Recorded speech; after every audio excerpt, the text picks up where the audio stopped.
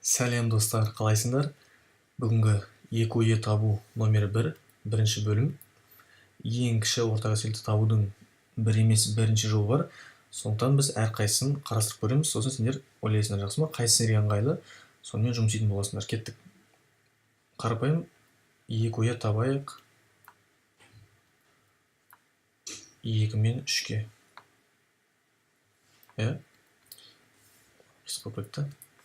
Мен қалай істеймін? Мысалы, қазіргі түрінде біз мынаны қарастырамыз. Мен қараймын, қайсы үлкен, 2 ма 3 па? 3 үлкен, иә?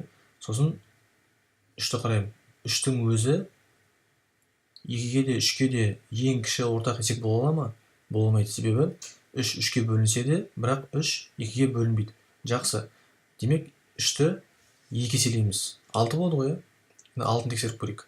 6 3-ке 2 ойы бола алады, себебі 6 3-ке бөлінеді. Ал 6 2-ге ең кіші ортақ есеп бола ма? Бола алады, себебі 6 2-ке де бөлінеді. Демек бізде ең кіші ортақ еселік 6 болады. Неге мен ары қарай тексермедім, мысалы 3 еселеп 9 12 деген сияқты? Себебі маған ең кіші керек қой, мына к деген ең кіші деген сөз. Демек мен 6 жарайтын болса, ары қарай бармай бірден осы 6-ны алатын боламын, жақсы ма? Кеттік, тағы бір мысал. Есімде қалу үшін айтайық, екі ойы табу керек. 2 ойы табу керек. 6 мен 8-ге дейік. Сонда дәл сол әдіспен қайсы үлкен, 6 ма 8 ба? 8 үлкен. 8-дің өзі, яғни 2 ойы бола ма? 8 өз-өзіне ең кіші ортақ еселік бола алады, себебі 8 8-ге бөлінеді, 1 шығады, иә? Бірақ 8 6-ға ең кіші ортақ еселік бола алмайды, себебі 6-ны жаңағы нешеге көбейтсең де, қандай бір бүтін санаға көбейтсең де 8 шықпайды. Немесе 8 6-ға бөлінбейді дейміз. Жақсы, келмейтін болса, ары қарай кеттік. Біз берілмейміз. 8-ді 2 еселеймін. Яғни 2-ге көбейтсек 16 болады. Иә? 16 6-ға бөлінбейді. Иә? Сол үшін бұл екі ойы келмейді. Ары қарай кеттік. 8 жерде 3-ім 24. 24 8-ге 2 ойы бола алады, бірақ 6-ға бола ма? Шынымен де 6-ны 4-ке көбейтсек 24 болады екен. 24 6-ға бөлінетін болса, демек 24 деген санымыз 6-ға да 8-ге де ең кіші ортақ еселік болады. Жақсы ма? Тағы бір мысал айталық. 2 ойы табу керек. 2 ойы табу керек бізде 18 бен 45-ке. Жақсы.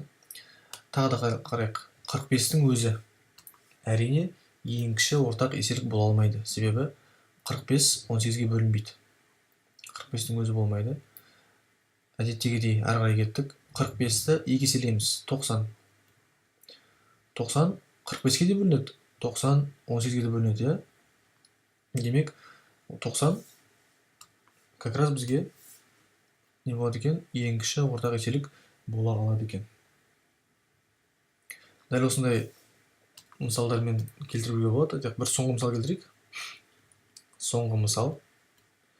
2 ойы табу керек болса, айталық 8 бен мысалы 24-ке. Осындай мысал келіп болса, бірден қараймыз. 24-тің өзі ең кіші ортақ еселік бола ала ма? Бола алады, бірден бізге келіп тұр, жақсы болды. Себебі 24 24-ке де бөлінеді, 24 8-ге де бөлінеді, таблица бойынша. Осындай жағдайларда болады екен. Мына екі санның біреуі өзі-ақ 2 ойы болу үшін жеткілікті жағдайларда болады екен. Ал жақсы. Егер түсінікті болса, сендерді тексеріп көрейік. Сендер дәл осы әдіспен табу керексіңдер. 2 ойы табу керек. Мысалы, айталық 4 бен 3-ке.